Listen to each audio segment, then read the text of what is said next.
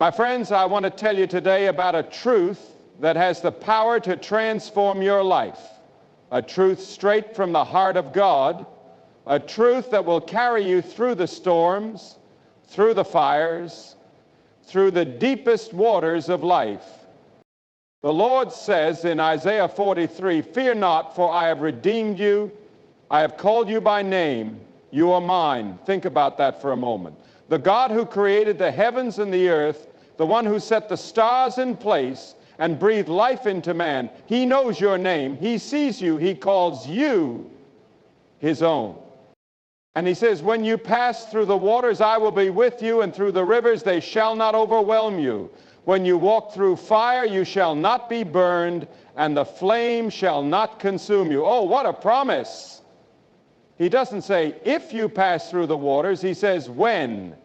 Because, my friends, life will bring deep waters.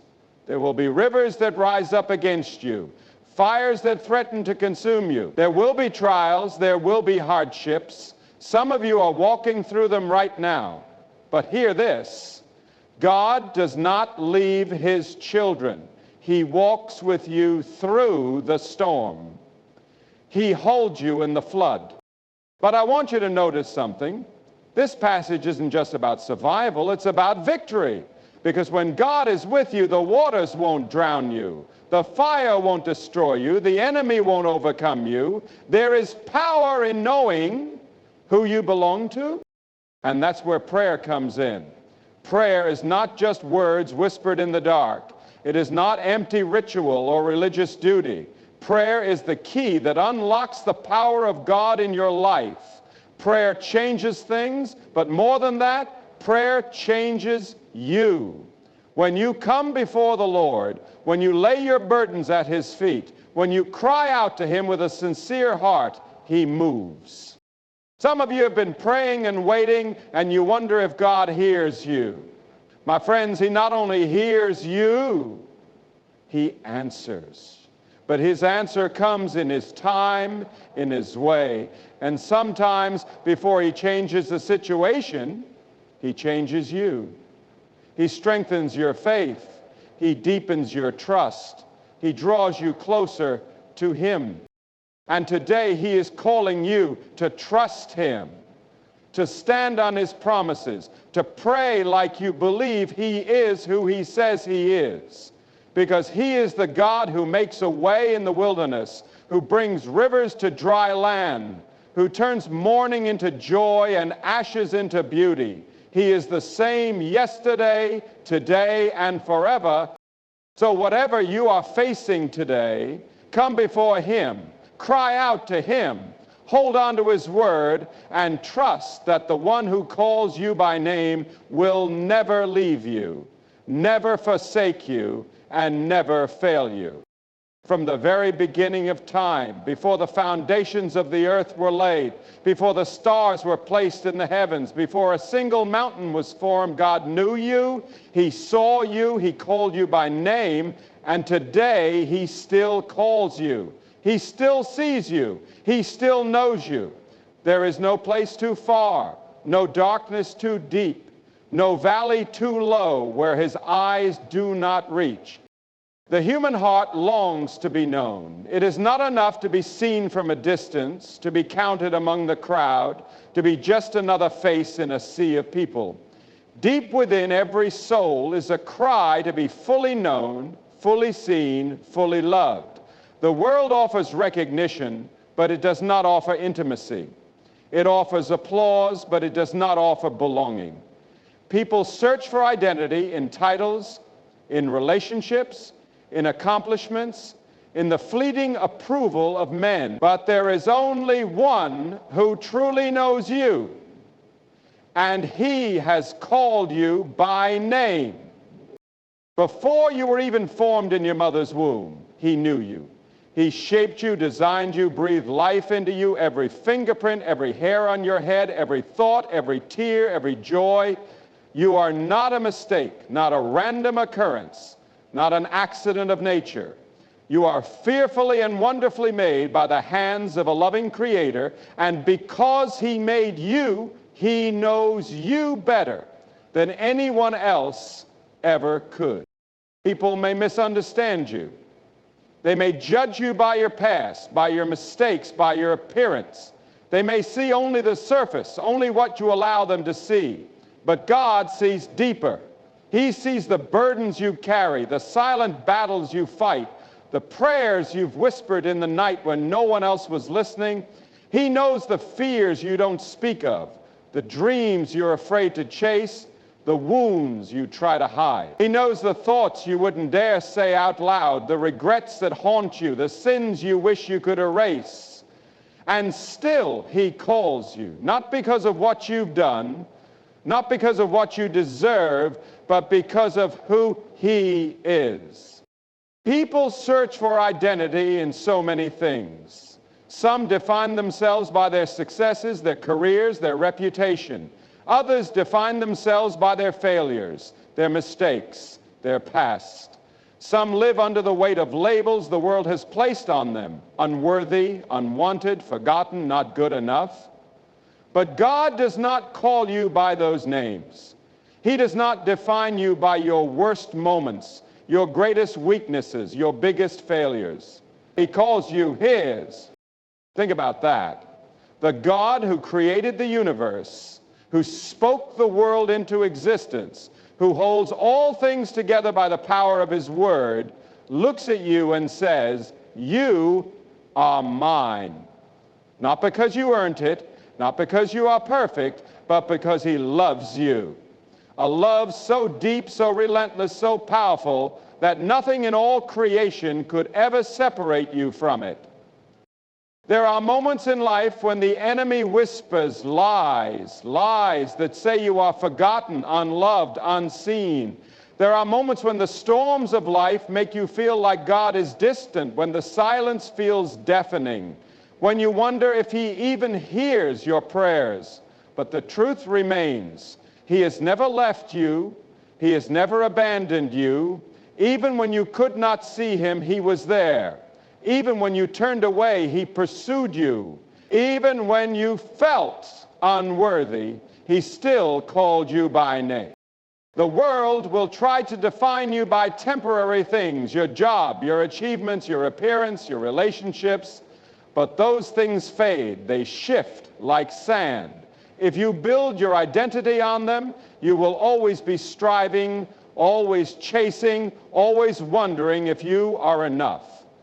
But when you know who you belong to, when you know who has called you by name, you no longer have to search for your worth in the approval of others.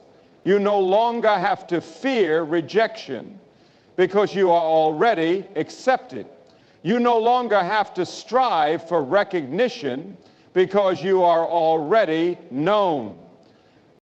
He sees the road you've walked. He knows every detour, every wrong turn, every failure, and yet he does not turn away. He does not regret calling you. He does not wish he had chosen someone else. He looks at you and sees the masterpiece he created. He looks at you and sees the purpose he placed inside of you before you ever took your first breath. He looks at you and sees who you are in him. Not broken, not worthless, not beyond hope, but redeemed, restored, and deeply loved. And because he knows you, he also knows exactly what you need. He knows what burdens you. He knows what keeps you up at night. He knows what you are too afraid to say out loud. And he invites you to bring it all to him. He invites you to trust him with the things no one else knows, with the pain no one else sees. He does not ask you to fix yourself before coming to him. He does not ask you to clean up your life before surrendering to him. He calls you as you are. The enemy wants you to believe that you are too far gone, that you have failed too many times, that God is done with you. But that is a lie. The one who called you by name is not finished with you. He still has a plan, a purpose, a calling on your life. The same God who walked with Moses through the wilderness, who strengthened David in battle, who called Peter even after he denied him, is the same God who calls you today. There is freedom in knowing who you belong to when you know that you are his. Fear loses its grip. Anxiety loses its power. The opinions of others no longer define you. You don't have to chase after things that were never meant to satisfy you. You don't have to live in shame over things He has already forgiven. You don't have to search for identity in things that will never last. No matter what you are facing today, no matter what the world has told you, no matter what lies the enemy has tried to make you believe, one truth remains. God has called you by name. You are not forgotten. You are not abandoned. You are His. Life is full of trials. No one is exempt. No one walks through this world without facing hardship, without feeling the weight of suffering, without experiencing the pain of loss, uncertainty, or fear. Some are in the middle of storms right now, wondering if they will make it through. Others have just come out of a difficult season, weary and worn, and for some, the trials are yet to come. But one thing is certain. Hard times will come. The waters will rise, the fire will burn, the winds will howl. But there is a promise that stands firm in the face of every trial. You are not alone. God did not say that you would never face trouble. He did not say that the road would always be easy. He did not say that life would be without pain, without heartache, without moments that shake you to your core. But what He did say is this: when you pass through the waters, I will be with you. Not if, but when. Because the storms of life are inevitable, but so is His presence. There is something about the human heart that wants to avoid suffering. People want the easy road, the smooth path, the trouble-free life. But faith is not proven on the mountaintop. It is refined in the valley.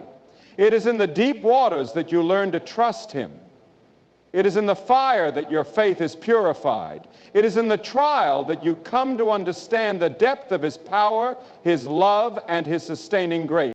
Some are walking through the waters right now. The weight of life feels overwhelming. The current is strong, and you feel like you are barely keeping your head above the surface. The worries of this world press in. Financial struggles, broken relationships, health battles, anxiety about the future. You wonder if you will make it through. You wonder if you will sink. But hear this: He has promised that the waters will not overwhelm you. Others are walking through the fire. The heat is intense. The pressure is great. You are facing attacks from every side, and you feel like you are being burned, like you are being consumed. Maybe you are going through betrayal, rejection, disappointment. Maybe your faith is being tested in ways you never imagined. But listen to the promise: the flames will not consume you. Shadrach, Meshach, and Abednego stood in the fire, not knowing what would happen. They knew the flames were real. They could feel the heat, but they also knew something greater. God was with them. And when the king looked into the fire, he saw something incredible. There was a fourth man in the fire. They were not alone. The same God who walked with them in the flames walks with you now. There are moments in life when it feels like God is silent. Moments when the prayers seem to go unanswered, when the darkness feels heavy, when the suffering feels endless. But even when you cannot see Him, He is there. Even when you cannot feel Him, He has not left you. He does not abandon His children in the storm. He does not leave them to drown in the waters. He does not watch from a distance while they suffer. He steps into the fire. He walks through the flood. He is closer than your very breath. Some may wonder, why does God allow these trials? Why does He permit suffering? Why does He let His people walk through deep waters? And the answer is not always one we can see in the moment. But one thing is certain: trials are not meant to destroy you. They are meant to refine you, to strengthen you, to draw you closer to Him. A tree that never faces the wind will never grow strong roots. A goldsmith places gold in the fire to remove the impurities, not to destroy it, but to make it pure. And in the same way, God uses the trials of life to shape you, to prepare you, to equip you for the purpose he has set before you. Joseph sat in prison for years, wondering if God had forgotten him. But what the enemy meant for evil, God used for good. Job lost everything, his family, his wealth, his health, but in the end, God restored him and gave him even more than he had before. Paul was beaten, imprisoned, shipwrecked, persecuted, and yet he said, I consider that our present sufferings are not worth comparing with the glory that will be revealed in us. If you are in the middle of a trial today, if you feel like you are drowning, like the fire is too hot, like the burden is too heavy, take heart. The waters will not overwhelm you. The fire will not consume you, not because you are strong, but because he is. Not because you have it all together, but because he holds all things together. And on the other side of this trial, you will see what he was doing. You will look back and see that he was with you all along, that he was strengthening you when you felt weak, that he was holding you when you felt like falling, that he was making a way when you saw no way. So keep walking, keep trusting, keep holding on to his promises, because he has never failed and he never will. Prayer is not just words spoken into the air. It is not a religious routine or a mere act of discipline. Prayer is the key that unlocks the power of God in your life. It is the bridge between heaven and earth, the connection between your heart and the heart of God. Prayer is not about fancy words or perfect phrases. It is about surrender. It is about pouring out your soul before the one who created you, who knows you, who loves you. Some people think prayer is just a way to ask God for things, a list of requests presented to a distant deity. But prayer is so much more than that. It is communion with God. It is stepping into his presence, aligning your heart with his will, and allowing his power to work in your life. Prayer is not about changing God's mind. It is about allowing God to change you. When you pray, you are not speaking to a God who is far away. You are speaking to the one who calls you by name, who knows the number of hairs on your head, who formed you in your mother's womb. He is closer than your breath. He hears every whisper, every cry, every longing of your heart. Even when you do not have the words, he understands. Even when your prayers are nothing more than tears, he knows what they mean. There are moments in life when prayer feels easy, when words flow freely, when faith is strong. But there are also moments when prayer feels hard, when the silence seems long, when it feels like God is not listening. Those are the moments when you must remember that prayer is not about emotions, it is about faith. It is believing that even when you cannot see what God is doing, he is still working. Even when you cannot hear his voice, he is still speaking. Some people only pray in times of crisis. When trouble comes, they turn to God, desperate for help. And yes, God hears those prayers. He answers in his mercy and grace. But prayer is not just for the storm. Prayer is for every moment, every day, every season of life. Prayer is the breath of the soul, the constant communication that keeps you connected to the source of life. Jesus himself modeled a life of prayer. He, the Son of God, withdrew to quiet places to spend time with the Father. If Jesus needed to pray, how much more do we? If Jesus, who was perfect, sought the presence of God in prayer, how much more do we who are weak and in need of his strength? Prayer is not just about asking, it is about listening. It is about being still in the presence of God, allowing him to speak to your heart, to guide your steps, to reveal his will. Too often people rush through prayer, treating it as a task to complete rather than a relationship to nurture. But real prayer is not rushed. Real prayer is not hurried. It is a conversation with the King of Kings, a moment in the presence of the Almighty. There is power in prayer. It is prayer that moves mountains. It is prayer that brings peace in the storm. It is prayer that opens doors that no man can shut. When Elijah prayed, fire fell from heaven. When Daniel prayed, lions' mouths were shut. When Hannah prayed, God gave her a son. When the church prayed, prison doors were opened and chains were broken. The same God who answered those prayers is the same God who hears you today. Some people wonder why their prayers seem unanswered. They pray and wait, but nothing seems to change. But God's timing is not our timing. His ways are not our ways. Sometimes he says yes, sometimes he says no, and sometimes he says wait. And in the waiting, he is working. In the waiting, he is shaping you, teaching you, drawing you closer to him. Prayer is not about getting what you want. It is about aligning yourself with what God wants. It is about surrendering your plans, your desires, your will to the one who knows what is best. And when you truly pray with a heart of surrender, you will find peace no matter the answer. There are prayers that change circumstances, and then there are prayers that change you. Sometimes God removes the storm, and sometimes he strengthens you to walk through it. Sometimes he delivers you from the fire, and sometimes he walks with you in the midst of it. Either way, he is working for your good. The enemy wants to keep you from praying. He knows that a praying believer is a powerful believer. He knows that a person who truly seeks God in prayer cannot be easily shaken. So he tries to distract you, discourage you, make you doubt that your prayers matter. But do not be deceived. Prayer is your greatest weapon. It is your direct line to the power of God.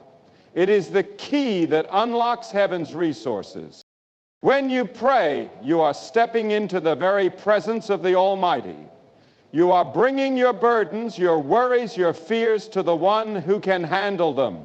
You are laying them at his feet, trusting that he will do what is best. And the beauty of prayer is that it is never wasted. No prayer goes unheard. No prayer is ignored. Even when the answer is not what you expected, even when the waiting feels long, even when the outcome is different from what you had hoped, God is working.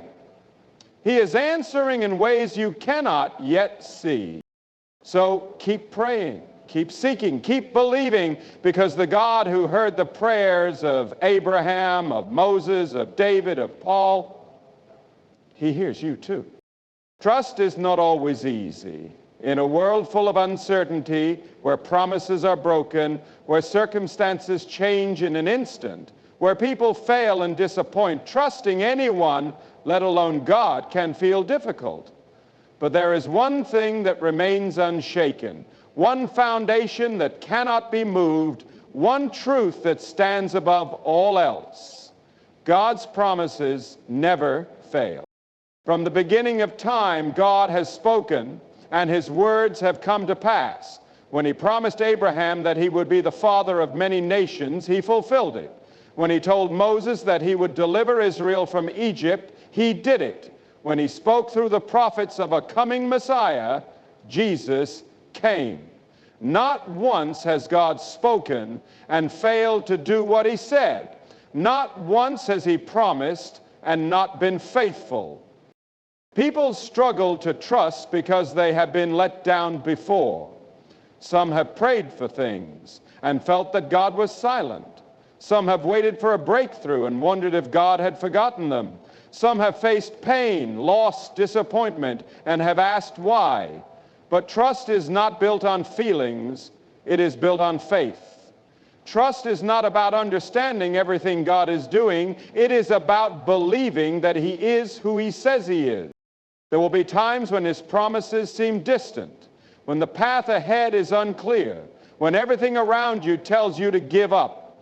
But the same God who parted the Red Sea, who brought down the walls of Jericho, who shut the mouths of lions, who walked through the fire with Shadrach, Meshach, and Abednego, is the same God who walks with you now. His power has not changed. His faithfulness has not wavered. His promises are just as true today as they were then. It is easy to trust God when life is good, when prayers are answered quickly, when blessings are overflowing. But trust is tested in the waiting. Trust is tested when the answer has not yet come, when the storm is raging, when the night feels long. That is when true faith is revealed. That is when you must choose to stand on His promises, even when you cannot see the outcome. Abraham waited decades for the fulfillment of God's promise. Joseph spent years in prison before his dream became reality. The Israelites wandered in the wilderness before reaching the promised land. God's timing is not always what we expect, but His timing is always perfect. He is never late. He is never early. He is always exactly on time. Some have been praying and waiting, wondering if God still remembers them. Some have faced battles that seem unending, wondering if God is still working. But even in the silence, He is moving. Even in the waiting, He is preparing. Even when you cannot see it, His plan is unfolding. Faith is not about seeing, it is about believing. Trust is not about having all the answers, it is about resting in the one who does. When God says, I will never leave you nor forsake you, He means it. When He says, I am working all things together for good, He is. When He says, nothing can separate you from my love, it is the absolute truth. The enemy wants you to doubt. He wants you to question if God is really faithful, if His promises really apply to you. He whispers lies that say you are forgotten, that your prayers do not matter, that your situation is hopeless. But the enemy is a liar. He has been twisting God's words since the beginning, trying to shake the faith of God's people. But the truth stands. God is faithful. His promises are unbreakable. His word never returns void. There are moments in life when everything around you says to give up, when the battle seems too great, when the waiting seems too long. But that is when you must hold on even tighter. That is when you must remind yourself of His faithfulness in the past. He has never failed you before, and He will not start now. The promises of God are not dependent on your strength, your performance, your ability to hold everything together. They are dependent on Him. And He does not fail, He does not change, He does not forget. Sometimes the hardest part of trusting God is letting go of control. People want to fix things, to make things happen in their own way, in their own time. But trust means surrendering your plans for His. Trust means believing that His ways are higher, that His thoughts are greater, that His purpose is perfect. Even when the answer is different than what you expected, even when the road takes a turn you did not plan, even when life does not go the way you thought it would, His promises remain true. What He has spoken, He will bring to pass. What He has declared, He will fulfill. Some have faced disappointment and have allowed that disappointment to shake their trust. But disappointment is not the end of the story. God is still writing the final chapter. What seems like a delay is often preparation. What feels like a detour is often the path to something greater. When you trust in God's promises, fear loses its grip. Anxiety loses its power. Worry is replaced with peace. Because when you know that God is in control, you do not have to carry the weight of the unknown. You do not have to live in fear of what tomorrow holds. You do not have to struggle to make everything happen on your own. He who promised is faithful. He who called you will complete the work He began in you. His word is unshakable. His love is unstoppable. His plans are unchangeable. No matter what comes, no matter what storms rise, no matter how long the waiting, he is faithful. His promises never fail.